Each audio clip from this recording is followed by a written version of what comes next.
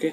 So numerical एखादी जी field असते ती आपण डायरेक्टली ड्रॅग करून फील्डच्या सेक्शन मध्ये जर टाकली तर पॉवर BI ऑटोमॅटिकली त्याला एक ऍग्रिगेट करतो.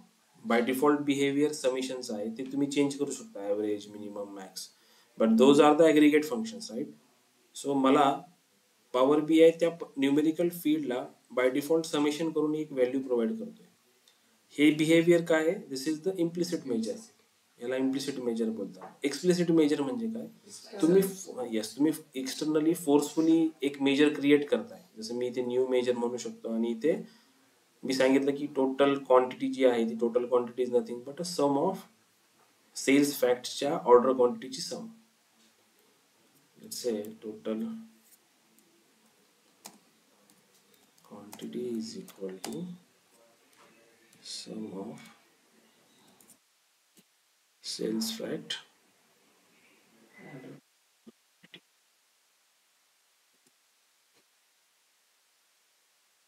सो मी पॉवर BI ला फोर्सफुली सांगतोय की तू सम कर, सेल्स फॅक्टच्या ऑर्डर क्वांटिटीची सम करून मला आउटपुट दे. हा एक जो मेजर क्रिएट झाला, हा मेजर आपल्याला जस्ट मी याला क्लिक केलं तर तो फक्त एक मला फॉर्म्युली शो करेल, राईट? पण याच्या ऐवजी जर मी एखादा कॅल्क्युलेटेड कॉलम जर क्रिएट केलेला असेल तर तो कॅल्क्युलेटेड कॉलम मला त्या पर्टिक्युलर टेबलमध्ये शो होईल. जसं या केसमध्ये आपण आय थिंक इयरचा का कुठला तरी एक कॉलम क्रिएट केला होता, राईट? हा, तर आता जर मी हा टोटल क्वांटिटीचा मेजर ड्रॅग करून स्क्रीनवर घेतला तो मला सेम आउटपुट देईल, like this. But this is implicit, this is explicit. हा कॉमन डिफरन्स आहे. अगेन कॅल्क्युलेटेड कॉलम्स हा काय करतो, तुमच्या मॉडेल मधली दिस इज युअर मॉडेल, राईट? ही तुमची एक PBX जी फाईल आहे, ही PBX ची फाईलची जी काही साईज असते सॉरी, या PBXच्या पेजची जी साईज असते ती साईज डिपेंड करते की तुम्ही किती डेटा तुमच्या फाईलमध्ये लोड केलाय, right? Data in the sense किती टेबल तुम्ही लोड केलेत, किती कॉलम्स लोड केले. कॅल्क्युलेटेड कॉलम्स तुम्ही एखादा क्रिएट करता म्हणजेच तो ऍक्च्युअल स्पेस घेतो तुमच्या फाईलमध्ये, काहीतरी स्पेस घेणार, राईट? तो अगर डेटा इथे तुम्हाला शो करतोय टेबल्समध्ये in the form of column, तर तो एक काहीतरी स्पेस घेणार. So calculated column always takes space in your data model or file, but measures not taking any space because it's just a formula, right? आणि again प्रत्येक जसं calculated columns आणि measures याच्या यूज केसेस आहेत. जसं जर आपण लेट्स से माझ्याकडे क्वांटिटी आणि प्राइस हे दोन कॉलम असतील आणि मला जर रेव्हेन्यू फाइंड आउट करायचं असेल तर क्वांटिटी आणि प्राइसचं मल्टिप्लिकेशन मला करावं लागेल, तरच मला एक कॉलम्स मध्ये टोटल सेल्स भेटू शकतो पर्टिक्युलर प्रोडक्टसाठी, राईट? पण जर माझ्याकडे जर टोटल सेल्सचा जर कॉलम्सला मला ओव्हरऑल सेल्स बघायचा असेल तर जो आउटपुट टोटल सेल्स आलेलं आहे माझं कॅल्क्युलेटेड कॉलमचं, त्या कॉलमला मला समेशन करावं लागेल, तो मेजर बनवावा लागेल, करेक्ट? त्याचा मला कॅल्क्युलेटेड कॉलम जर बनवला तर जे टोटल आउटपुट आहे तेच इंडिव्हिज्युअल रोला सगळं आउटपुट दिसेल, बरोबर? सो हे आपल्याला समजलं पाहिजे की कॅल्क्युलेटेड कॉलम्स कधी बनवायचं आहे आणि मेजर्स कधी बनवायचं, right? So most of the time calculated columns जे असतात ते एकदम नेसेसिटी कंडिशनलाच बनवतो आपण, कारण तो ऍक्च्युअली स्पेस घेतो तुमच्या डेटा तुमच्या मॉडेलमध्ये. So we avoid calculated columns, we always prefer measures for the calculation purpose. But necessity असते तिथे तुम्हाला क्रिएट करावा लागेल, तो तुम्ही करू शकता क्रिएट, राईट? दोन वेनी करू शकता. एक तर डॅक्स एक आहे आपल्याकडे, विदाउट पॉवर क्वेरी तुम्ही डॅक्स मध्ये कॅल्क्युलेटेड कॉलम क्रिएट करू शकता. अदरवाइज ट्रान्सफॉर्म मध्ये जाऊन पॉवर क्वेरीचा यूज करून आपण कॅल्क्युलेटेड कॉलम क्रिएट करू शकतो. ठीक आहे, ही झाली जस्ट बेसिक इंट्रोडक्शन, हे आपण बघितलं होतं सगळं. तर डॅक्स मध्ये पुढे जाताना आपल्याकडे काही फंक्शन्स आहेत, डॅक्स फंक्शन्स, ते आपण डॅक्स फंक्शन थोडेसे आता बघणार आहोत. ठीक आहे. सो फर्स्ट डॅक्स फंक्शन आहे कॅल्क्युलेट. हे जे कॅल्क्युलेट डॅक्स फंक्शन आहे ना, हे खूप इम्पॉर्टंट फंक्शन आहे. कॅल्क्युलेट फंक्शन्स तुम्हाला एक फ्लेक्झिबिलिटी प्रोव्हाइड करतं आणि फिल्ट्रेशन ऍडिशन साठी हेल्पफुल आहे. इन शॉर्ट, जर मी एक काम करूया आता ज्यावेळेस आपण एखादा पॉवर BI मध्ये एखादं मॉडेल आपण क्रिएट करतो, आपल्याकडे टेबल्स आहेत. सो गुड प्रॅक्टिस काय असते की तुम्ही जो कॅल्क्युलेशन पार्ट करता इकडे, तो टेबल्समध्ये न करता एक एक एक सेपरेट कॅल्क्युलेशनसाठी टेबल क्रिएट करा आणि तुमचे सगळे जे मेजर्स असतील ते त्या टेबलमध्ये स्टोअर करा. इन शॉर्ट, कॅल्क्युलेशनसाठी जर सेपरेट टेबल असेल तर तुम्हाला ते कॅल्क्युलेशन नंतर सापडायला इझी पडतं. ओके, कारण नाहीतर जर एकदा तुम्हाला आता माहिती आहे म्हणून तुम्ही त्या पर्टिक्युलर टेबल्समध्ये जाऊन तो मेजर ओपन करू शकता. बट 1 मंथ, 2 मंथ्स किंवा 3 मंथ्स नंतर ज्यावेळेस तुम्ही परत ही फाईल ओपन कराल तर त्यावेळेस आठवणार नाही की कुठल्या टेबलमध्ये कुठलं कॅल्क्युलेशन आहे. So segregation is most important. त्यासाठी आपण काय करतो, सिम्पल एक इंटर डेटा करतो, एक रॉ टेबल आपण ह्याच्यामध्ये क्रिएट करतो. जस्ट याला मी नाव दिलं कॅल्क्युलेशन.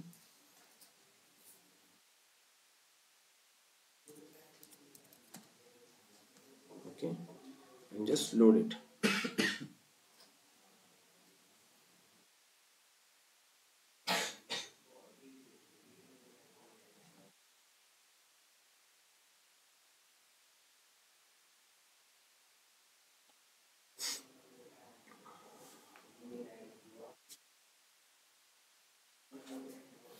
ठीक आहे. कॅल्क्युलेशन मध्ये आता हा जो टेबल आहे, या टेबलमध्ये जर मी बघितलं तर कॅल्क्युलेशन नावाचा एक टेबल जो क्रिएट झालाय त्याच्यामध्ये फक्त कॉलम 1 नावाचा एक कॉलम आहे. त्याच्यामध्ये काही डेटा वगैरे काहीच नाहीये.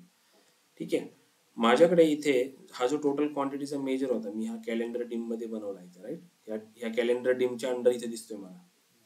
ज्यावेळेस मी या मेजरला सिलेक्ट करतो त्यावेळेस हा कॅलेंडरचा टेबल ओपन होते, कारण तो मेजर त्या कॅलेंडरच्या टेबलमध्ये आपण स्टोअर केला होता. टोटल क्वांटिटी मेजर्सला इथे होम टेबल म्हणून दाखवते बघा, कॅलेंडर टीम. मी काय करतो, ह्या होम टेबलला चेंज करून इथे कॅल्क्युलेशनचा टेबल देतो याला. सो तो काय करेल, ह्या टेबल मधनं मूव्ह होईल आणि कॅल्क्युलेशनच्या टेबलमध्ये जाऊन स्टोअर होईल.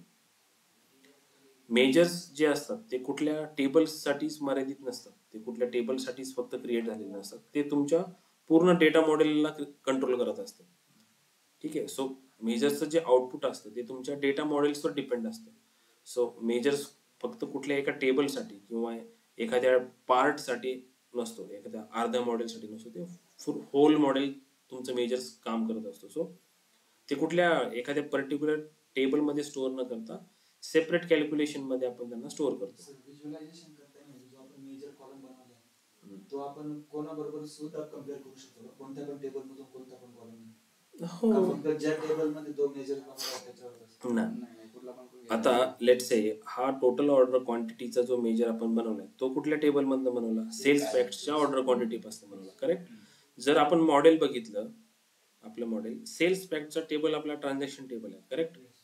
एक तर मी सेल्स पॅकच्या टेबल मधले जे कॉलम्स आहेत त्या कॉलम्स बरोबर मी ऑर्डर क्वांटिटीला कम्पेअर करू शकतो. प्लस हे जे डायमेन्शन्स आहेत माझे, कस्टमर, टेरिटरी, प्रोडक्ट्स, यांची जी रिलेशनशिप आहे, 1 to many relationship, right. So मी प्रोडक्ट्सच्या टेबलमधली प्रोडक्ट की आणि ऑर्डर क्वांटिटीमध्ये ऑर्डर क्वांटिटी ही कम्पेअर करू शकतो. म्हणजे मला काय समजेल की कुठल्या प्रोडक्टच्या किती ऑर्डर आहेत किंवा कुठल्या कस्टमरच्या किती ऑर्डर आहेत, राईट, कुठल्या टेरिटरीच्या किती ऑर्डर आहेत, हे मी असं कम्पेअर करू शकतो. बट रिलेशनशिप असणं गरजेचं आहे त्या दोन टेबल्समध्ये. जर सेल्स फॅक्ट मधली ऑर्डर क्वांटिटी तुम्ही कम्पेअर करताय कस्टमर बरोबर लेट्स से आणि त्याच्यामध्ये रिलेशनशिप नाहीये दोन टेबलमध्ये कुठलीच, सो कम्पॅरिझन होणारच नाही, तुम्हाला आउटपुट भेटणारच नाही. सो रिलेशनशिप मॅटर करते इथे, की रिलेशनशिप इम्पॉर्टंट आहे. ओके. सो लेट्स से आपण एक मी टेबल घेतला, हा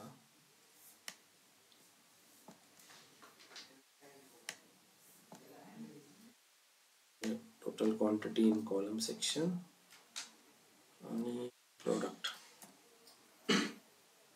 हा प्रोडक्ट टेबल आहे आपला, राईट. तर let's say product name, see प्रत्येक प्रोडक्टच्या नावाने किती टोटल क्वांटिटी आहे ती डिस्ट्रीब्यूट करून तो देतो आपल्याला. पण ही जर आता मी जर प्रोडक्टच्या टेबल मधली ही जी रिलेशनशिप असेल, जस्ट अंडरस्टँडिंग, मी हिला इनॅक्टिव्ह करतो.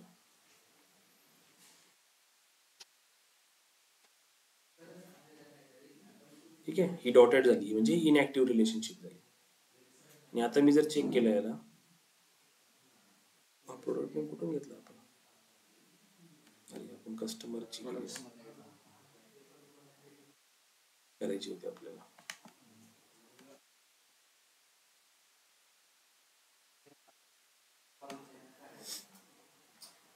ओके, ही रिलेशनशिप आपण आता इनॅक्टिव्ह केली. जर आपण याचं बघितलं तर हे बघा, ही पूर्ण प्रोडक्टसाठी आपल्याला सेम आउटपुट देणार, कारण फिल्ट्रेशनसाठी लागणारी रिलेशनशिप या दोघांमध्ये नाही आता प्रोडक्ट आणि सेल्स पॅक्टमध्ये. सो रिलेशनशिप इम्पॉर्टंट आहे. रिलेशनशिप म्हणजेच आपण जे मॉडेल बनवतोय ते मॉडेल बनवताना कीज कुठल्या कुठल्या कनेक्ट करतोय आपण, ट्रान्झॅक्शन टेबल्स आणि डायमेन्शन टेबल्स आयडेंटिफाय करणं, रिलेशनशिप बनवणं आणि मॉडेल्स, वन्स तुमचं मॉडेल्स फायनलाइज होईल त्याच वेळेस तुम्हाला रिपोर्टिंगमध्ये जाता येतं. असं पण होतं कधी कधी की सपोज मॉडेल्समध्ये काही चुका असतात आणि ज्यावेळेस तुम्ही रिपोर्ट बनवायला जाता, रिपोर्ट बनवता, त्यावेळेस तुम्हाला रिझल्टवरनं त्या गोष्टी समजतात की ह्याचा रिझल्ट तुम्हाला एक्सपेक्टेड दुसरा होता बट दुसरा भेटतोय. सो मे बी रिलेशनशिपमध्ये काही इश्यू असू शकतो, मग तुम्ही तिथे क्रॉस चेक करू शकता.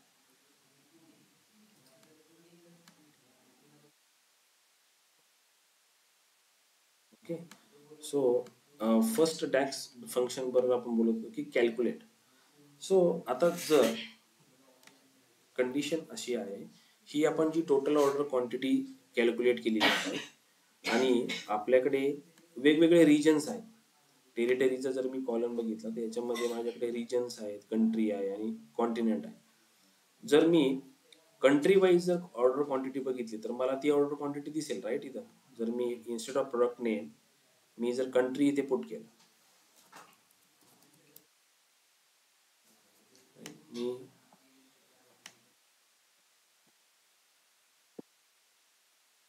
तर प्रत्येक कंट्री वाईज मला हा रिलेशनशिप आहे ना आपली, सॉरी, रिलेशनशिप आहे आपली टेरिटरीज आणि सेल्स पॅक्ट मध्ये रिलेशनशिप आहे, राईट. सो हा जो टेबल आहे, हा टेबल मला आता काय शो करतोय की प्रत्येक कंट्री वाईज त्या कंट्रीची ऑर्डर क्वांटिटी किती आहे, राईट. पण आता लेट्स से हा टोटल ऑर्डर क्वांटिटीचा जो मेजर होता माझा, तो मी ह्या एका कार्ड व्हिज्युअल मध्ये जर बघितला तर ह्या व्हिज्युअल मध्ये तो मला एक एक सिंगल आउटपुट देतोय, किंवा जस्ट मी येथे कंट्री जर टाकलं नाही तर तो मला काय करतो, एक सिंगल व्हॅल्यू प्रोव्हाइड करतो, राईट. जोपर्यंत मी त्याला कुठला कंपॅरिझन कॅटेगरी देत नाही त्याला, राईट. पण मला अशी टोटल क्वांटिटी हवी आहे की मी ती डायरेक्टली इथे टाकली तर मला कुठल्या तरी एका कंट्रीचाच फक्त ऑर्डर क्वांटिटी दिसली पाहिजे. लेट्स से ऑस्ट्रेलियाचा सेल किती आहे, 18,134 आहे, राईट. ठीक आहे. आता मला असा एक मेजर बनवायचा आहे की जो मला फक्त ऑस्ट्रेलियाचा सेल देईल, 18,134. ओके. आता जर मला ऑस्ट्रेलियाचा सेल बघायचा असेल तर मी काय करू शकतो, एक तर माझ्याकडे इथे एक स्लायसर नावाचं एक व्हिज्युअल्स असतं, ज्या व्हिज्युअल्स मध्ये आपण एखादा कॉलम जर पुट केला तर तो ऍज अ सिलेक्शन क्रायटेरिया आपण देऊ शकतो. Let's say me slicer visual मध्ये हा कंट्रीचा कॉलम पुट केला तर इथे मी जर ऑस्ट्रेलिया सिलेक्ट केलं तर हा मला काय करेल, ऑस्ट्रेलियाचा सेल देईल. फ्रान्स फ्रान्सचा सेल देईल. बट हे काय, हे सिलेक्शनवर डिपेंड आहे, राईट. मी जे सिलेक्शन करेल त्याच्यावर डिपेंड मला हा सेल भेटतो. पण मला तसं नकोय, मला बाय डिफॉल्ट ऑस्ट्रेलियाचा सेल फक्त दिसला पाहिजे. सो मी काय करेल, कॅल्क्युलेशन मध्ये जाईल, इथे एक नवीन मेजर बनवेल.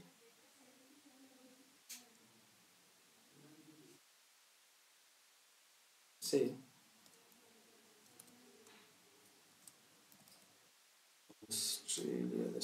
ऑस्ट्रेलिया टोटल ऑर्डर क्वांटिटी, मला फक्त ऑस्ट्रेलियाची टोटल ऑर्डर क्वांटिटी हवी आहे. सो मी कॅल्क्युलेट फंक्शन यूज करेल. कॅल्क्युलेट काय कॅल्क्युलेट करायचे, ऑर्डर क्वांटिटी, टोटल क्वांटिटी आपली मला कॅल्क्युलेट करायची. ठीक आहे. अगेन टोटल ऑर्डर क्वांटिटी ज्यावेळेस मी आता कॅल्क्युलेट ही जे फंक्शन आहे ह्याचा सिंटॅक्स जर तुम्ही बघितलं तर तो काय पास करतोय, first expression then filter. Okay. हा जो फिल्टर आहे, हा फिल्टर ज्यावेळेस तुम्ही एखादं एक्सप्रेशन कॅल्क्युलेटच्या फंक्शनच्या आतमध्ये पुट करता किंवा कॅल्क्युलेट फंक्शन यूज करता तर तुम्हाला कॅपेबिलिटी भेटते की तुम्ही त्या पर्टिक्युलर एक्सप्रेशनवर फिल्टर लावू शकता. लेट्स से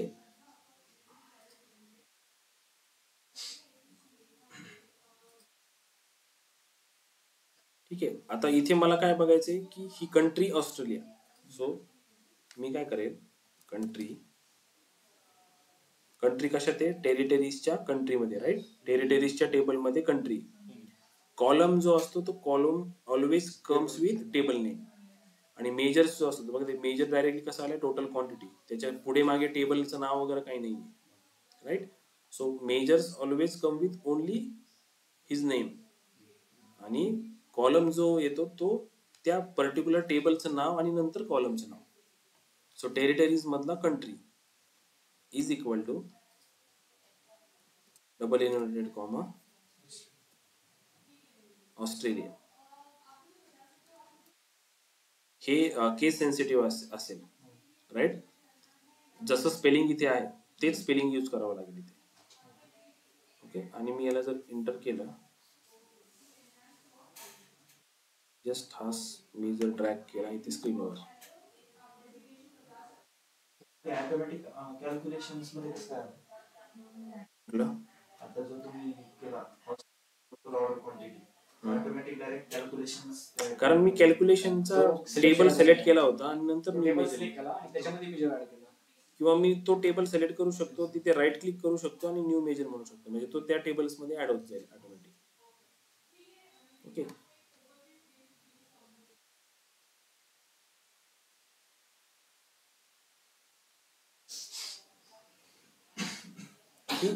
ऑस्ट्रेलियाचा सेल किती आहे, 18,114. सो मी इथे आता जर काही जरी सिलेक्ट केलं, इथे कॅनडा सिलेक्ट करू दे, जर्मनी सिलेक्ट करू दे, हे बाकीचे व्हिज्युअल्स त्या हिशोबाने इंटरॅक्ट होतील, बट हे जे व्हिज्युअल आहे माझं, हे मला ऑलवेज ऑस्ट्रेलियाचं सेल दाखवेल.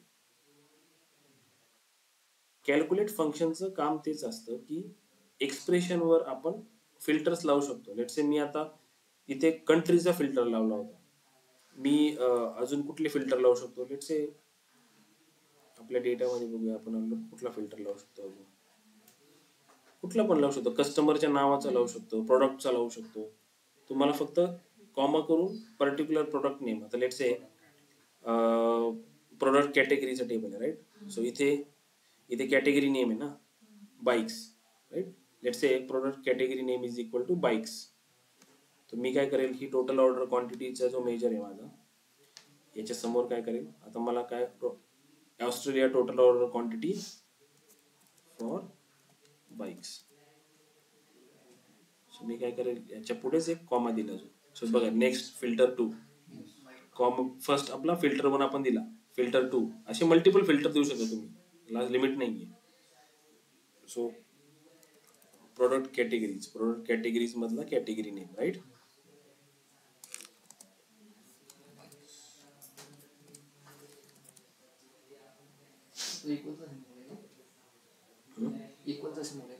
हा, हा इक्वल आहे ना.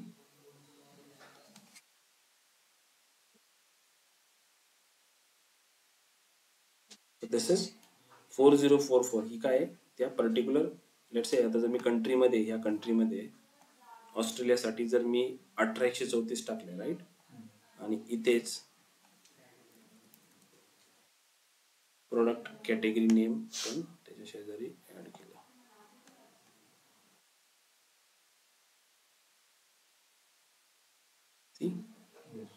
4044 ऑस्ट्रेलिया, ॲसेसरीजचं एवढी, बाईक्स एवढी, क्लोथिंग एवढी. फॉर्म्युला ओपन करा आपण एक्सप्रेशन घ्या ना, आपण जे ते एक्सप्रेशन ते कॅल्क्युलेटर नंतर टोटल क्वांटिटी घेतलेली एक्सप्रेशन, तो म्हणजे मेजर कॉलम आहे ना. हा, तो मेजर आहे. मेजर कॉलमच घ्यावा लागतो, त्याच्यावर आपण काय टाकू नाही शकतो, सम टाकू शकतो.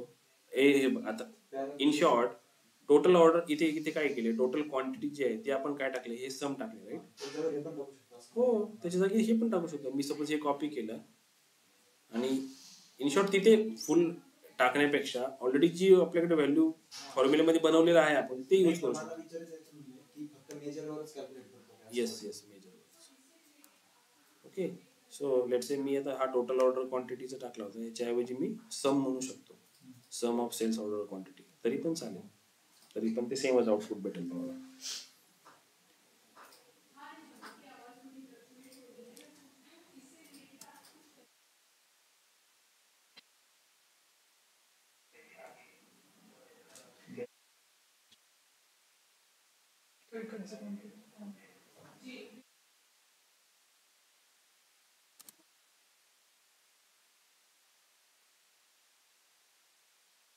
ठीक आहे.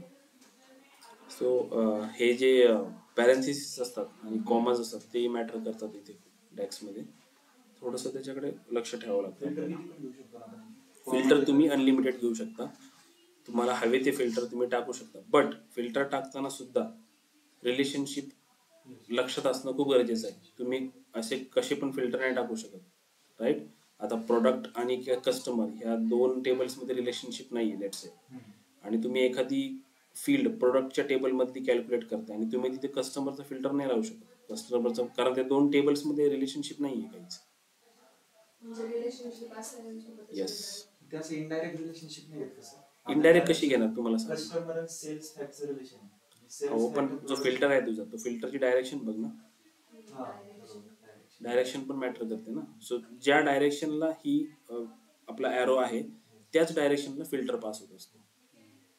आता जसं आपण सेल्स फॅक्ट मधली ऑर्डर क्वांटिटी कॅल्क्युलेट करतो, पण आपण काय सांगितलं टेरिटरीज मधला ह्या कंट्री मधला ऑस्ट्रेलिया. सो ऑस्ट्रेलिया काय करणार, इथनं पास होणार या टेबलमध्ये जाणार, तो ऑस्ट्रेलियाने हा टेबल एक फिल्टर होणार.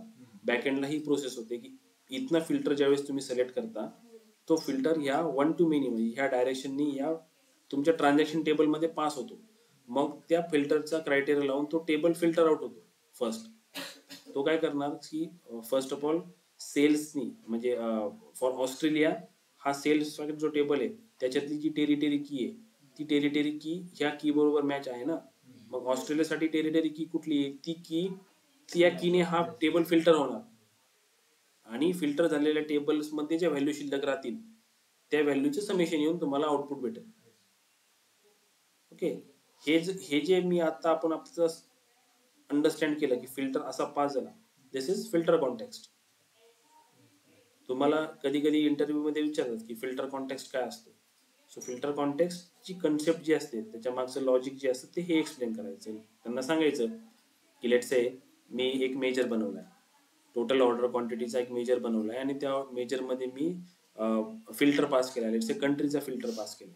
सो बॅकएंडला काय होतंय, फर्स्ट ऑफ ऑल तो मेजर इव्हॅल्युएट करण्यासाठी जो माझा टेरिटरीचा टेबल आहे त्याच्यामध्ये जो सेल्सच्या टेरिटरीच्या कंट्रीचा जो मी फिल्टर लावलाय तो filter first of all relationship through माझ्या ट्रान्झॅक्शन टेबलमध्ये पास होईल. माझा ट्रान्झॅक्शन टेबल फिल्टर होईल त्या फिल्टरनुसार आणि नंतर जो कॉलम ऑर्डर क्वांटिटीची मी सम घेतोय मग त्या समचं मला समेशनचं आउटपुट भेटेल. क्लिअर आहे online student? Filter context concept clear आहे का? सर अजून एकदा सांगा ना. ओके. हे बघा, हे टोटल ऑर्डर क्वांटिटी हा जो मेजर आपण बनवला कॅल्क्युलेट फंक्शन यूज करून, हा समजला आपण? हा पण नाही समजला? मी लेट जॉईन केलं सर, सॉरी. ओके ठीक आहे ओके, काय प्रॉब्लेम नाही. लेट्स से फर्स्ट आपण आता डॅक्स फंक्शन बघतोय कॅल्क्युलेट. सो कॅल्क्युलेट जे फंक्शन असतं, कॅल्क्युलेट फंक्शन काय करतं आपल्याला, the calculate function is one of the most important function in the DAX. It allows you to modify the context in which calculation is performed, enabling you to filter, modify or override the default behavior of a calculation. आपला जो product क्वांटिटीचा जो हा जो major होता हा काय करत होता, क्वांटिटीचा सम घेत होता. येस, सेल तो फक्त समेशन घेत होता. त्याच्यावर असं काही कंट्रोल नव्हतं की पर्टिक्युलर त्याला ह्या कॅटेगरीसाठी किंवा पर्टिक्युलर त्याला दुसऱ्या एखाद्या कंट्रीसाठी तो सेल कॅल्क्युलेट करायचा आहे. बरोबर. ठीक आहे. पण ह्या मेजरचं बिहेवियर आपण कसं कंट्रोल करतोय, using calculate function. Using calculate function आपण ह्या जो मेजर होता ह्या मेजरचं बिहेवियर कंट्रोल करतोय की सगळी टोटल ऑर्डर क्वांटिटी कॅल्क्युलेट नको करू, फक्त आणि फक्त टेरिटरीज कंट्रीजची ऑस्ट्रेलिया आणि प्रोडक्ट कॅटेगरी बाईज हे दोन फिल्टर अप्लाय कर आणि मग मला ऑर्डर क्वांटिटी कॅल्क्युलेट करून दे.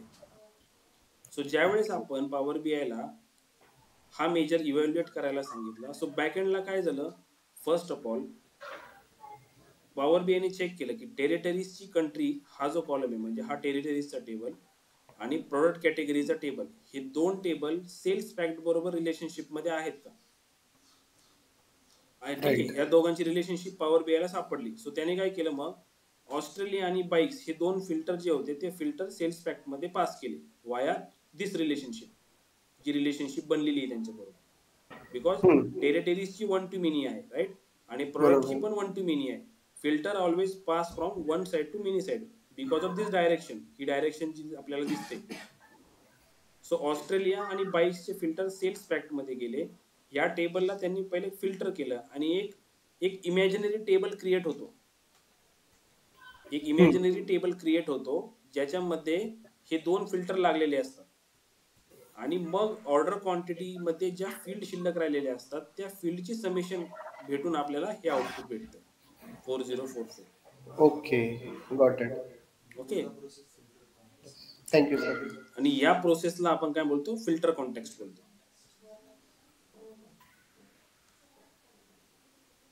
Okay, yes sir. So calculate functions जो है, ये कैलकुलेट फंक्शंस में आप, इसमें बहुत सारे ऑप्शंस आते हैं. मतलब इसमें ये जो मैंने एक जो कुछ सिंपल से फिल्टर्स लगा के दिए हैं, राइट, बट आपको चाहिए वैसे फिल्टर लगा सकते हैं. जैसे यहाँ पे एक एग्जांपल में सेल्स रीजन वेस्ट दिया हुआ है और ईयर और मंथ के ऊपर भी आप फिल्टर कर सकते हैं क्योंकि कैलेंडर टेबल भी हमारा कनेक्टेड है.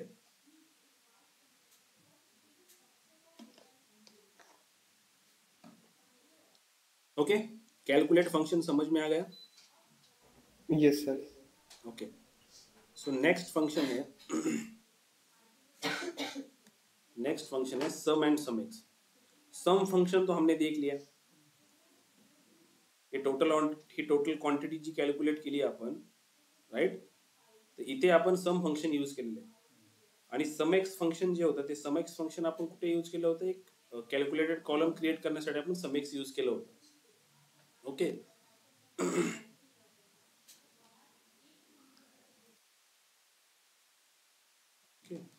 लेट्स से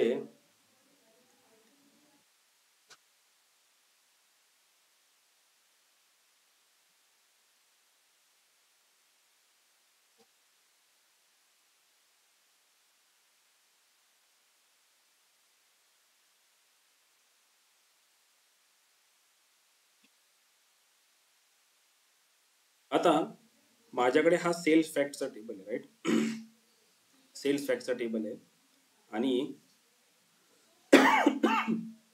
मला इथे जो माझ्याकडे प्रोडक्टचा जो टेबल आहे, आपल्याकडे प्रोडक्टचा टेबल, या प्रोडक्टच्या टेबलमध्ये प्राइस नावाचा एक कॉलम आहे, राईट.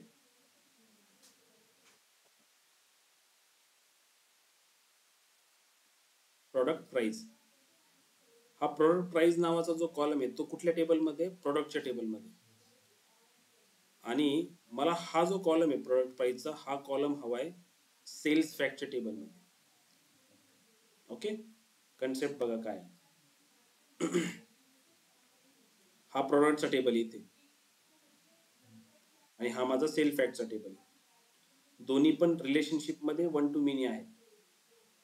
ज्या वेळेस दोन table one to many relationship मध्ये कनेक्ट असतात त्यावेळेस वन साइड म्हणजे ही जी डायमेन्शन साइड आहे तिथले कॉलम्स मी ट्रान्झॅक्शन टेबल म्हणजे स्टार्स मेनी साइडला घेऊन जाऊ शकतो. Yes, one to many relationship असेल तर वन साइड या टेबल मधले जेवढे कॉलम्स असतील ते सगळे कॉलम्स मी सेल्स फॅक्ट मध्ये या ट्रान्झॅक्शन टेबल्स मध्ये घेऊन येऊ शकतो. ते कसे आणता येतील, आपल्याला एक कॉलम क्रिएट करावा लागेल इकडे. ठीक आहे, सो सेल्स फॅक्टच्या टेबल मध्ये लेट्स से इथे मी एक नवीन कॉलम क्रिएट करतोय. नवीन कॉलम का क्रिएट करतोय, कारण मला तो कॉलम इकडे हवा आहे, right. Let's say product price.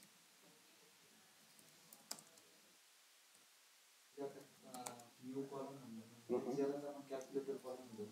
हो, यालाच कॅल्क्युलेटेड कॉलम म्हणतो.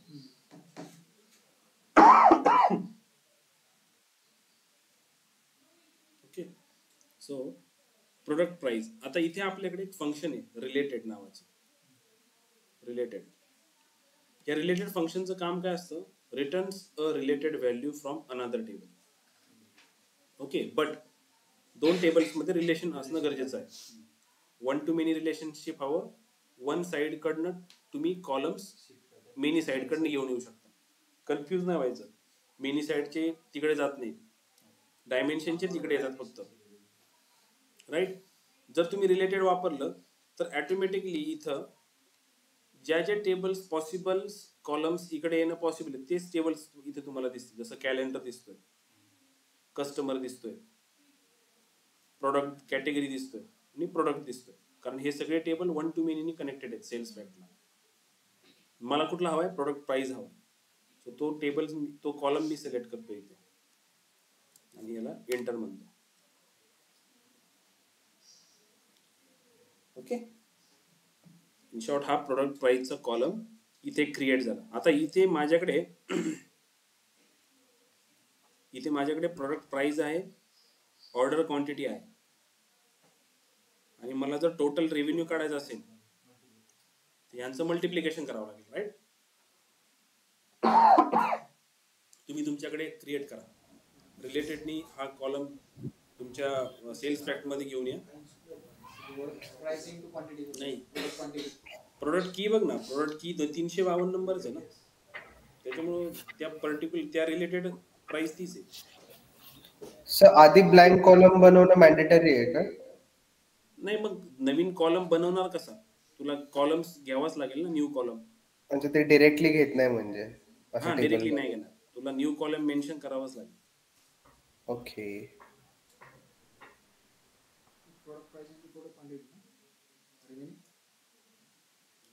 Product price into order quantity.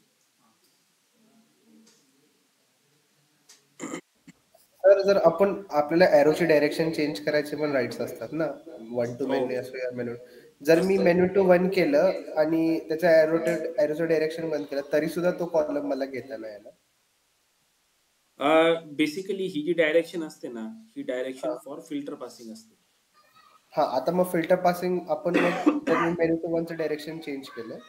आता तर ते जे एरो आहे, if I change it from sales fact towards the product, तर मग मी सेल्स फॅक्ट मधला तो टेबल इथं आणू शकतो का? नाही, पण तशी डायरेक्शन तुला चेंज करता येणार नाही का? ही डायरेक्शन कधी चेंज होते? ज्या वेळेस, आता सपोज ही वन टू मेनी रिलेशनशिप आहे, राईट, प्रोडक्ट पासून सेल्स पर्यंत, राईट. तर वन टू मेनी रिलेशनशिपला ऑलवेज डायरेक्शन अशीच असते.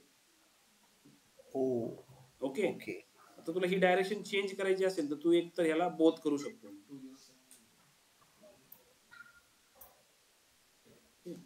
आणि मी जर ओके केलं तर बघ ही डायरेक्शन अशी बोथ होईल, राईट.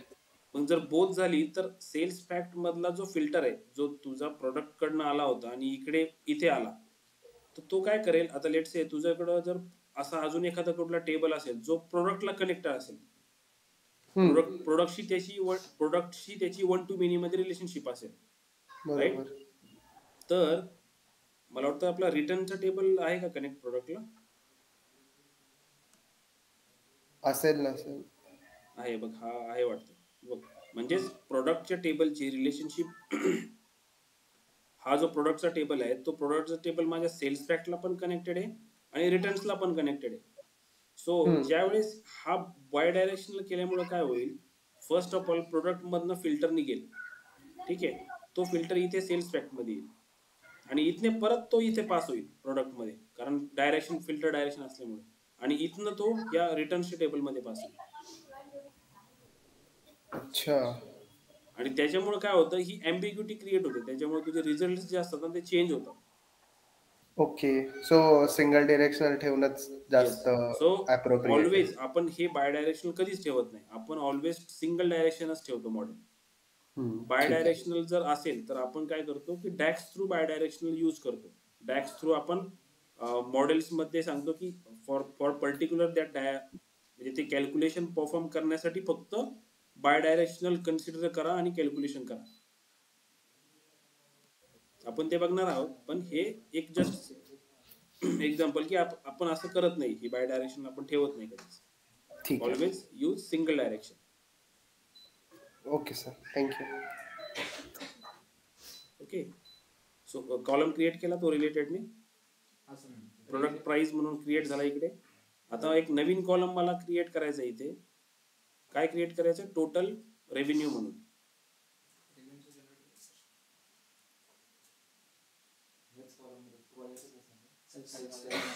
हो, न्यू कॉलम म्हणायचं आणि product price into order quantity.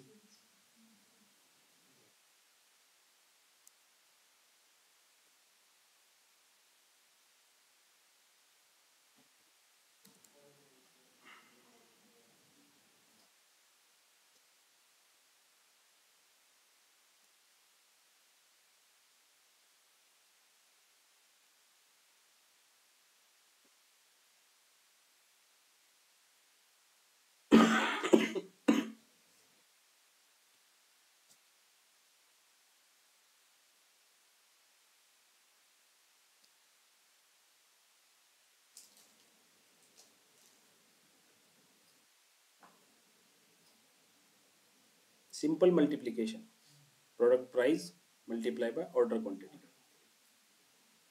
Correct. आता हा जो टोटल रेव्हेन्यू आहे, हा टोटल रेव्हेन्यू जर मला ओव्हरऑल बघायचा असेल तर याचं समेशन घ्यावं लागेल या कॉलमचं. ओके. सो टोटल सेल्सचा एक नवीन मेजर बनवायचा जो टोटल रेव्हेन्यूच्या कॉलमचं समेशन असेल.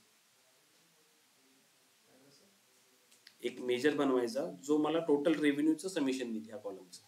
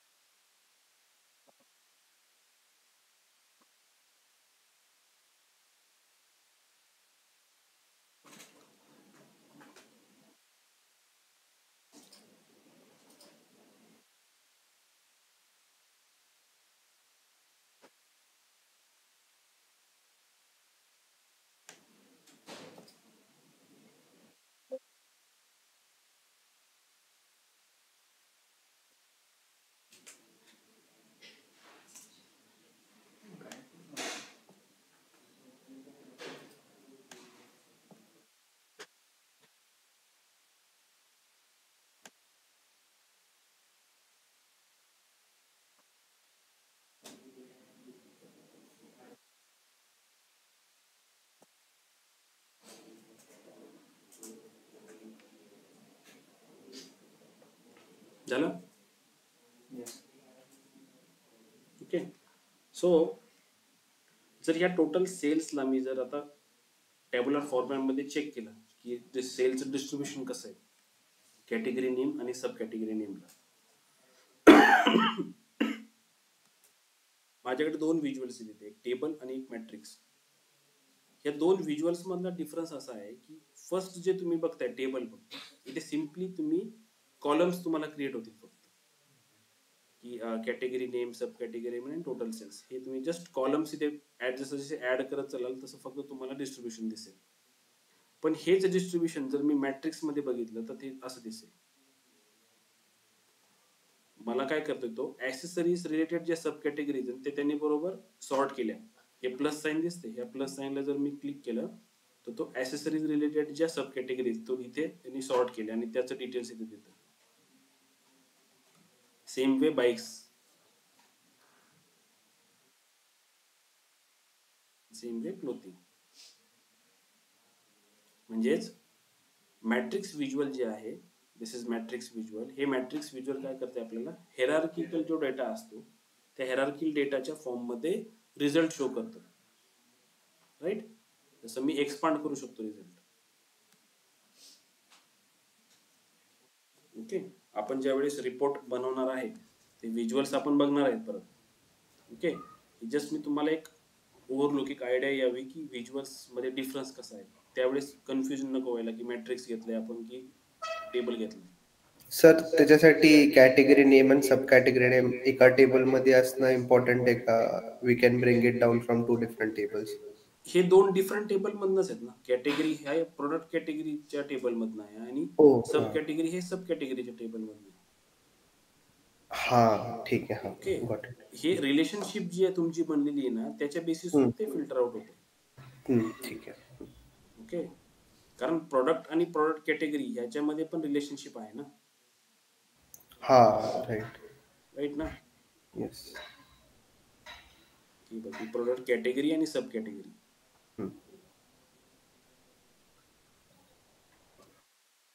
ओके. कॅल्क्युलेट सम एक्स समजलं. नेक्स्ट फंक्शन आहे ॲव्हरेज.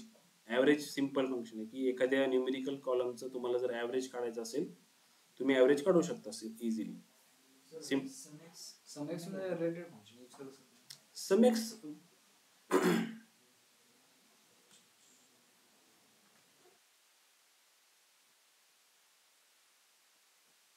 आता समेक्सचं जे आपण बघतोय तर ते समेक्स तुम्हाला दाखवतो.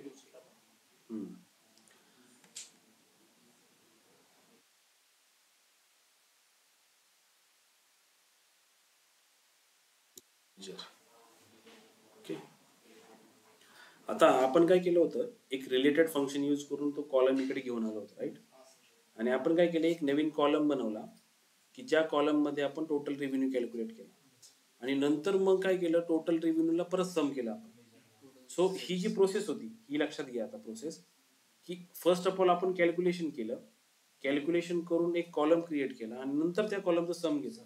पण ही प्रोसेस आपण एकाच मेजर्स मध्ये पण करू शकतो. ती कशी करणार? लेट्स से आपण इथे एक नवीन मेजर बनवू टोटल सेल्स विथ समेक्स.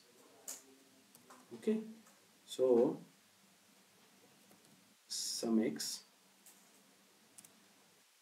टेबल माझा आहे सेल्स फॅक्ट. ओके.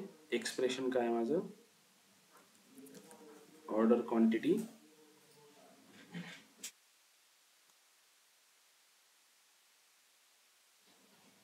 आणि प्राइस येतो ना.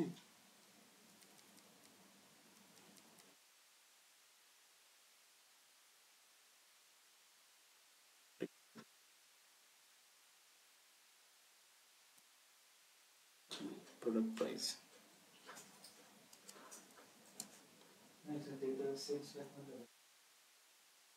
हा सेल्स फॅक्ट मधलंच आहे ना.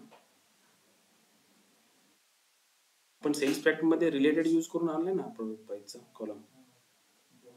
मी इथे हे जे आहे ना हे एक्सप्रेशन आहे हे एक मल्टिप्लिकेशन आहे.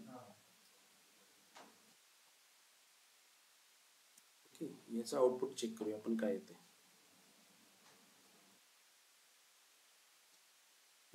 मी काय करतोय हा टोटल सेल्स आहे ना आपण ह्या सेल्सच्या शेजारी याला टाकू येते खाली दोन्ही सेम दाखवते.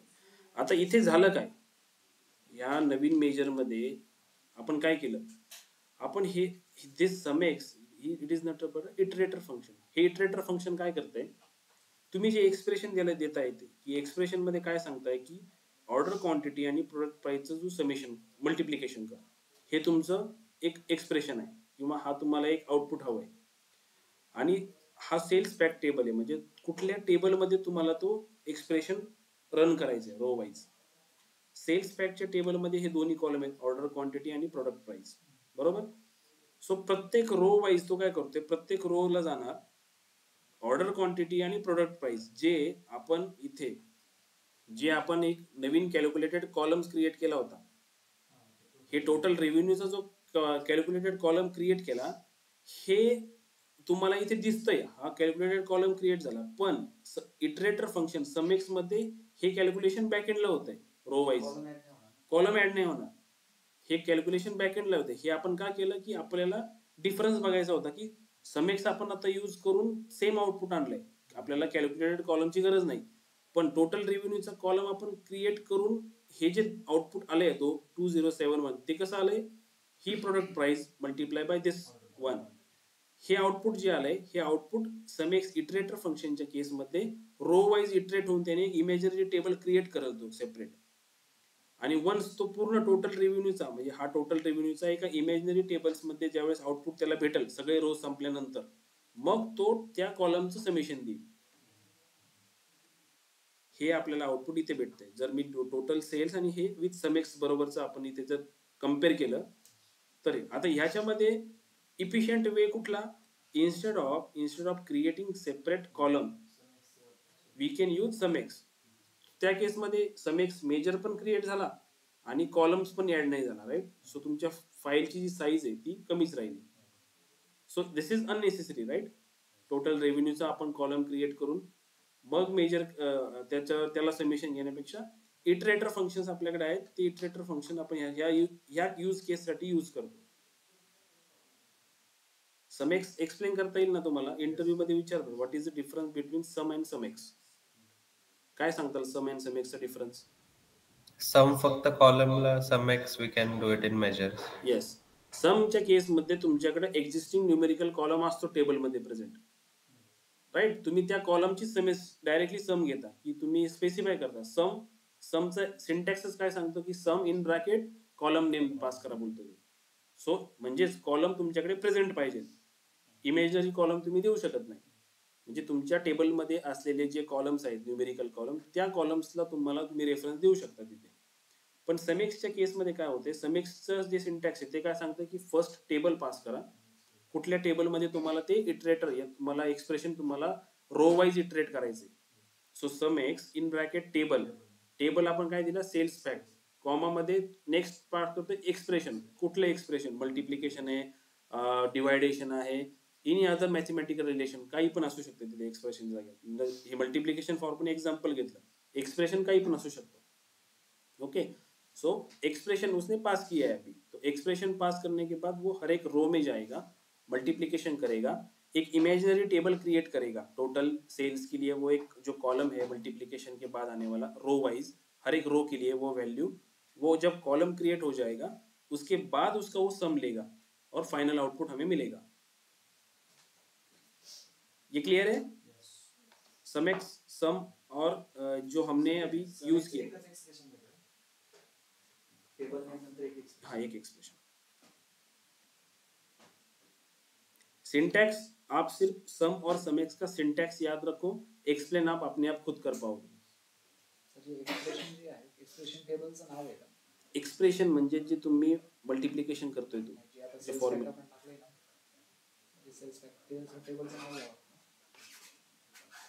हे ना, हे टेबलचं नाव. टेबल म्हणजे त्या कुठल्या टेबलमध्ये, सो आपण इथे पास करतोय टेबल, हा सेल्स फॅक्टचा टेबल.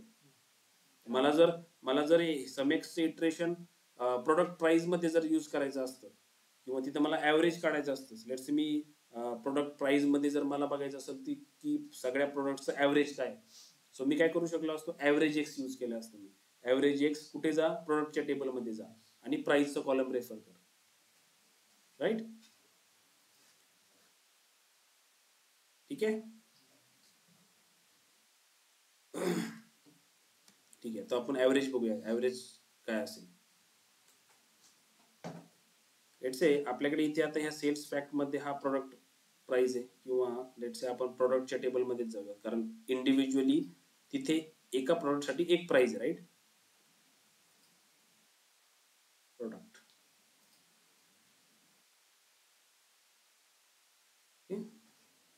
सर, मी जर प्रोडक्टचा टेबल जर सिलेक्ट केला तर तो मला काय दाखवते, इथे 293 रोज दाखवतोय. Okay.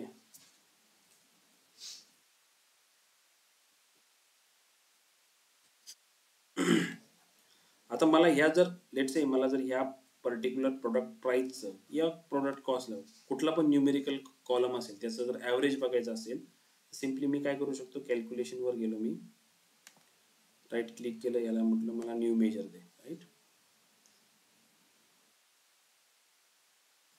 Let's say average price is equal to average. Average जसं सम आहे, सम मध्ये तो एक कॉलम विचारतो, सेम ऍव्हरेज मध्ये सुद्धा तो एक कॉलम विचारतो की कुठल्या कॉलमचं ऍव्हरेज हवं. मी काय करतो त्याला कॉलमचं नाव देते, प्रोडक्ट मधला लेट्स से प्रोडक्ट प्राइसचा कॉलम मी त्याला सांगतो की या मला या पर्टिक्युलर कॉलमचं ॲव्हरेज हवं.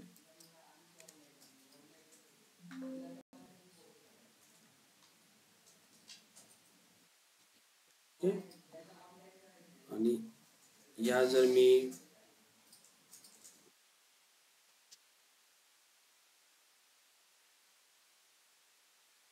Average price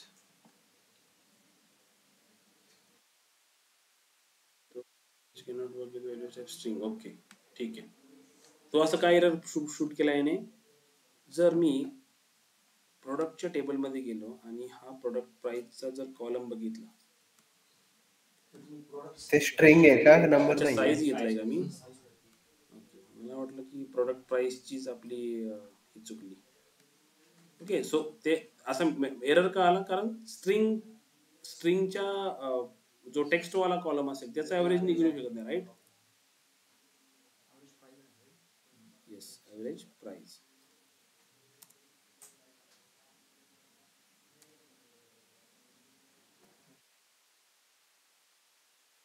okay, so 714. So out of सगळ्या व्हॅल्यूला त्याने ॲव्हरेज करून एक आउटपुट दिले 714, आपल्याला ॲव्हरेज प्राइस आहे. सो बाकीचे जे फंक्शन जसं काउंट आहे, मिन मॅक्स आहे, जर मला मिनिमम किंवा मॅक्झिमम जर बघायचं असेल तर मी काय करू शकतो, मिन मध्ये तो विचारेल की कुठल्या कॉलम मधला मिन हवाय तुम्हाला. सो मी म्हटलं की मिन मला प्रोडक्ट प्राइस मधला मिन हवाय, सो तो मला मिनिमम व्हॅल्यू देईल प्रोडक्ट प्राइस मधली. मॅक्स म्हटलं तर मॅक्स देईल. ठीक आहे, सो हे जे फंक्शन्स आहे तुम्ही ट्राय करा घरी. काउंट, मिन मॅक्स, डिस्टिंक्ट काय करेल, तो डिस्टिंक्ट व्हॅल्यू देईल. सपोज एखाद्या Distinct कॉलम्स values. मध्ये लेट्स से आपल्याकडे प्रोडक्ट कॅटेगरीचा एक कॉलम आहे, त्याच्यात कॅटेगरी 3च आहेत, पण ट्रान्झॅक्शन टेबल मध्ये त्या कॅटेगरी रिपीट झालेल्या आहेत, राईट? सो तुम्ही मग डिस्टिंक्ट फंक्शन यूज करून जर तुम्ही सेल्स फॅक्ट मधली जर प्रोडक्ट कॅटेगरी जर दिली तर तुम्हाला तो आउटपुट काय देईल, जेवढ्या डिस्टिंक्ट आहेत 1 2 3, सपोज लेट्स से 1 2 3 3 व्हॅल्यू देईल. भले तुमच्याकडे त्याच्या थाउजंड व्हॅल्यू असो ट्रान्झॅक्शन टेबल्स मध्ये, बट डिस्टिंक्ट किती, 3च आहेत, right? So distinct can be use for this purpose की तुमच्याकडे मल्टिपल कॅटेगरीज असतील. हो, असं जरुरी नाहीये की डिस्टिंक्ट तुम्हाला टेक्स्ट न्यूमेरिकल वरच यूज करायचे. डिस्टिंक्ट तुम्ही कॅटेगरीवरच यूज करू शकता, right? Okay, so next function आहे आपल्याकडे कॉनकॅटिनेट. हे आय थिंक एसक्यूएल मध्ये पण तुम्हाला हे फंक्शन आहे, राईट? हे सगळे फंक्शन एसक्यूएल मध्ये पण आहेत आणि सेम वेने यूज होतात. सो कॉनकॅटिनेट काय करते की दोन स्ट्रिंग ज्या असतात त्या स्ट्रिंग कंबाईन करतोय आपण. सो तुम्हाला मी अजून एक वे आउट दाखवतो. लेट्स से इन शॉर्ट आपण काय करतोय, नवीन कॉलमच क्रिएट करतो, राईट? जसं आपण पॉवर क्युरी मध्ये मर्ज क्युरी केलं होतं, राईट? मर्ज क्युरी करून 3 कॉलमचा आपण एक कॉलम क्रिएट केला होता. सो लाईक दॅट डॅक्स मध्ये पण आपण ते युजिंग कॉन्कॅटिनेट फंक्शन करू शकतो. आता लेट्स से सेल्स फॅक्ट पेक्षा आपण प्रोडक्ट मध्येच जाऊया ना, इथे थोडस डिटेल आहे. लेट्स से मला दिस प्रोडक्ट नेम आणि मिडल नेम हे जे आहे हे मला एकत्र कंबाईन करायचे, किंवा असं काही पण करू शकता तुम्ही, असं काही जरुरी नाही. Let's say this product name आणि मिडल नेम आपल्याला एक कंबाईन करायचे. सो मी काय करू शकतो, एक नवीन कॉलम करू शकतो, राईट? मला एक नवीन कॉलम हवा आहे.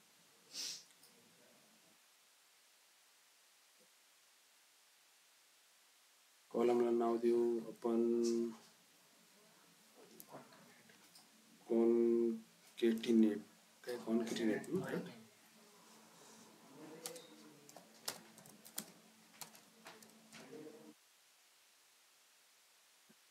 काय नाव आहे, स्पेलिंग काय? कॉनकॅटिनेट ना. सो कॉनकॅटिनेट तो मला विचारते first text, second text, right? First text काय, प्रोडक्ट मधला काय होतं, प्रोडक्ट नेम आणि model name, right? So first one is product name आणि second one is model name.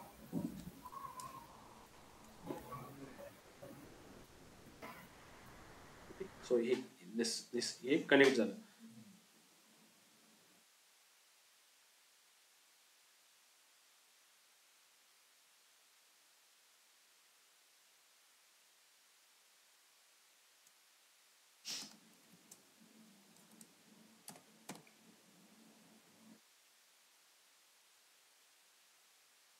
To strings can be join.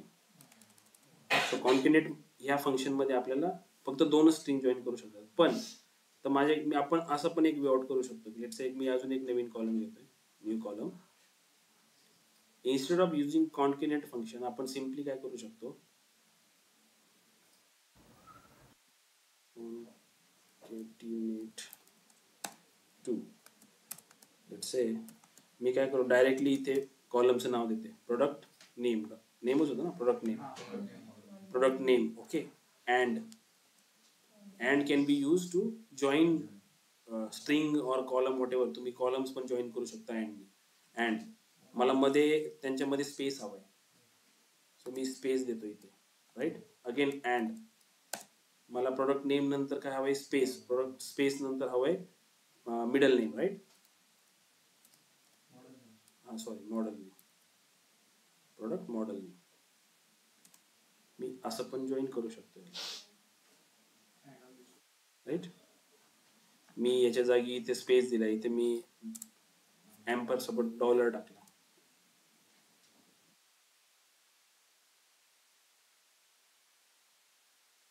Dollar इथे आला. राईट. हे दिसते dollar dollar dollar.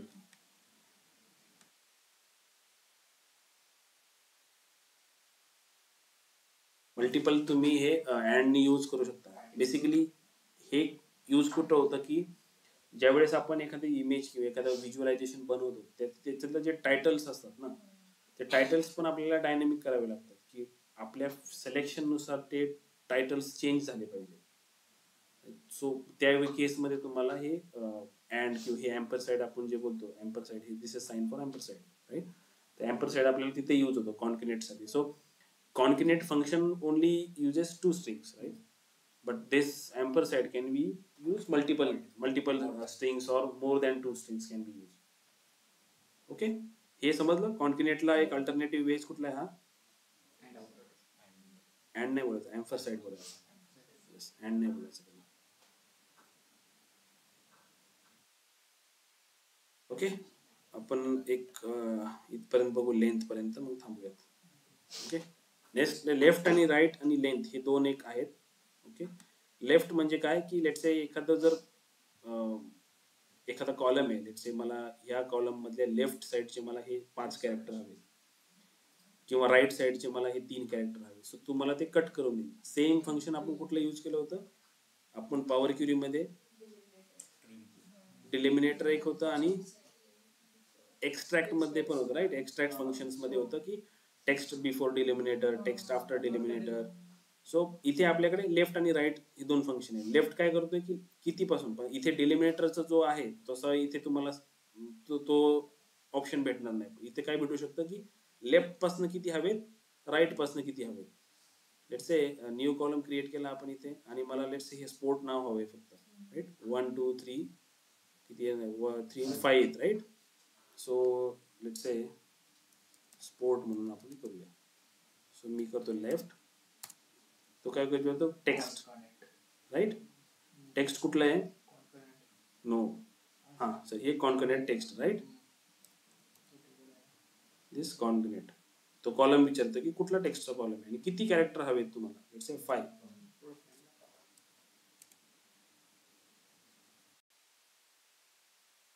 C 5 character असलेले सगळं तो इनिशियल पासून जे 5 आहेत हे तुम्हाला कॅल्क्युलेट करून देणार. Space also consider as one character. I think SQL मध्ये पण आपण स्पेसला काउंट करतो. राईट. जसं लेफ्ट फंक्शन तसंच राईट फंक्शन आहे. ओके. राईट साईडचं यूज होईल. आणि अजून एक फंक्शन आहे लेंथ म्हणून. लेंथ जसं एसक्यूएल मध्ये आपण स्ट्रिंगची लेंथ कॅल्क्युलेट करतो की किती लेंथ आहे त्या स्ट्रिंग मध्ये. So this can be calculated in Power BI also using DAX. len len function म्हणून आहे. राईट, लेफ्ट आणि मिड पण. हा, मिड पण असतं. आपण बस जस्ट एक इंट्रोडक्टरी हे डॅक्स मी तुम्हाला घेतोय. ऍक्च्युली डॅक्स ऑलमोस्ट 200+ डॅक्स आहेत. राईट. सो सगळेच डॅक्स घेणं आपल्याला पॉसिबल नाही, पण जे कॉमनली यूज होतात जास्त ते डॅक्स आपण आता घेतोय. आणि जसं जसं तुम्हाला प्रॅक्टिस कराल, तुम्ही नवीन नवीन डॅक्स शिकाल, एक सवय ठेवायची की रोज ऍटलिस्ट 5 नवीन डॅक्स बघायचे. 5 डॅक्सला जास्त वेळ लागत नाही, एक 20-25 मिनिटाचं काम आहे फक्त. डॅक्स गाईडवर जाऊन 5 नवीन डॅक्स रोज फक्त वाचायचे, बघायचे की त्याच्यामध्ये सिंटॅक्स काय दिलंय, आउटपुट काय येते ते प्रॉपरली चेक करायचं. एक्सेल शीट मध्ये किती आहे? त्याच्यामध्ये 20 आहेत फक्त. मग बाकीचे कुठे भेटणार? मी सांगतो Dax डॅक्स गाईडमध्ये भेटेल. ते प्रॅक्टिस होऊन जाते तुमचं किती Dax मध्ये. आणि तिथे फक्त डॅक्स गाईडच आहे. Syntax देतो ते. इट्स अ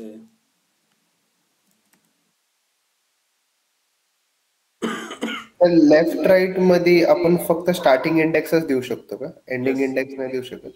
नाही, मिड मध्ये काहीतरी भेटेल, Mid use करा फक्त.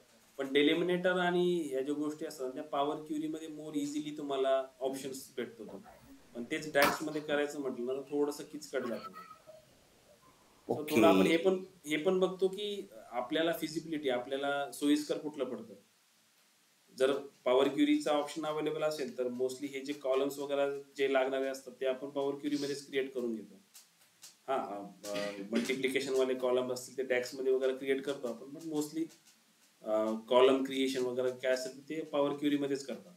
डॅक्स मध्ये इन केस तुम्हाला पॉवर क्युरीचा म्हणजे जर कनेक्शनला चान्स नसेल, तुम्ही ऑफलाईन मोड मध्ये काम करताय, तर त्यावेळेस तुम्ही ट्रान्सफॉर्म क्युरी नाही यूज करू शकत. कारण तुम्ही एकदा डेटा इम्पोर्ट करून घेतला की क्युरी कधी काम करते ज्यावेळेस तुम्ही कनेक्टेड असता डेटा सोर्सला, त्याच वेळेस क्युरी मध्ये जो डेटा असतो तो तुम्हाला दिसतो. पॉवर क्युरी तुम्ही त्यावेळेस यूज करू शकता.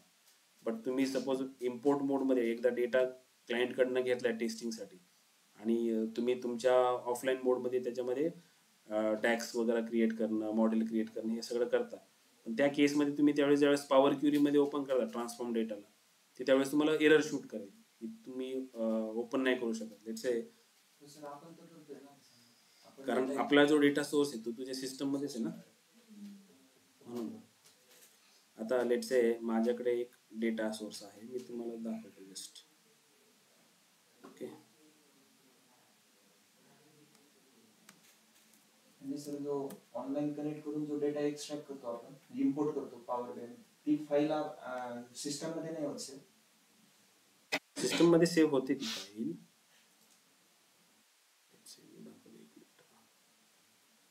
आता डेटा सोर्स म्हणजे हे ऍडव्हेंचर वर्क्सची जी एक्सेल फाईल आहे ती आपल्या सिस्टम मध्येच, राईट.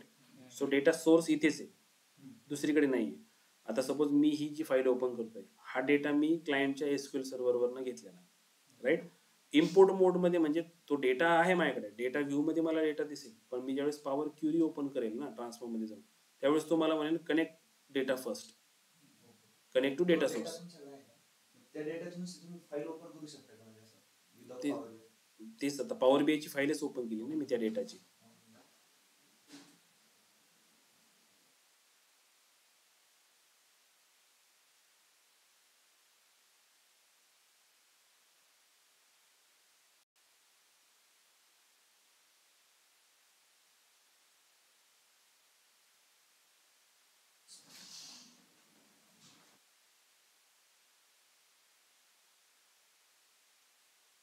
ओके, आता जर मी ट्रान्सफॉर्म डेटामध्ये गेलो, ठीक आहे, आपण जसं पॉवर क्युरी मध्ये जातो,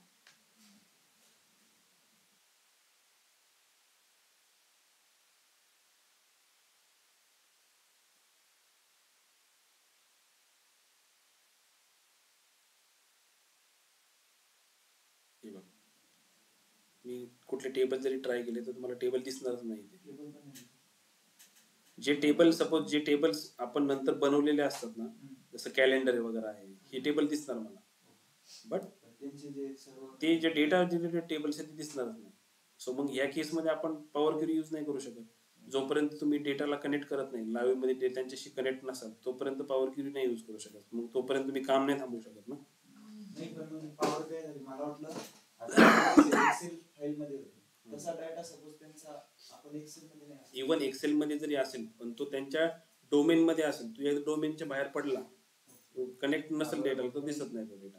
मग तो डेटा तुला कुठे दिसेल? शेअर करू शकता मी. तो डेटा कुठे दिसेल तुला? मग इथे ह्या डेटा व्ह्यू मध्ये इथे दिसेल, इथे मला सगळा डेटा दिसेल, कारण हा इम्पोर्ट मोड मध्ये आलेला डेटा आहे, राईट. इथे मला सगळा डेटा दिसेल, इथे मी नवीन कॉलम क्रिएट करू शकतो, डॅक्स लिहू शकतो, सगळ्या गोष्टी करू शकतो. सो त्या केससाठी मला डॅक्स मध्ये कॅल्क्युलेटेड कॉलम कसे क्रिएट करणं हे नॉलेज असायला हवं. ओके, म्हणून आपण हे थोडंसं कम्पॅरेटिव्हली बघतो सर की तुम्ही ऑफलाईन तरी तुम्हाला डेटा दिसतो तुम्ही फाईल शेअर करू शकता ना तुम्हाला का काय तसं नाही, ही फाईल इम्पोर्ट मोड मध्ये मला माझ्याकडे आहे, कारण मीच डेव्हलपर आहे ह्या फाईलचा. सो मीच ऑथर आहे ना, मीच क्रिएट केलेली रिपोर्ट्स आहेत. सो मला तर ऍक्सेस असेलच त्याचा. आता ती मी शेअर करायची नाही करायची मला तर वेगळा पार्ट आला. बट आणि हे कसं असतं की जोपर्यंत मी जरी शेअर केली कुणाला ही फाईल ना, तरी एक पर्टिक्युलर पिरियडचाच डेटा असतो. हा त्यांचा डेटा डेली अपडेट होतो, नवीन डेटा ऍड होत असतो. सो असं काही नाही. आता हा लास्ट रिफ्रेश मला वाटतं कधी ते 2 महिने 3 महिन्यापूर्वीचा असेल रिफ्रेश. असं लाईव्ह डेटा नाही आहे.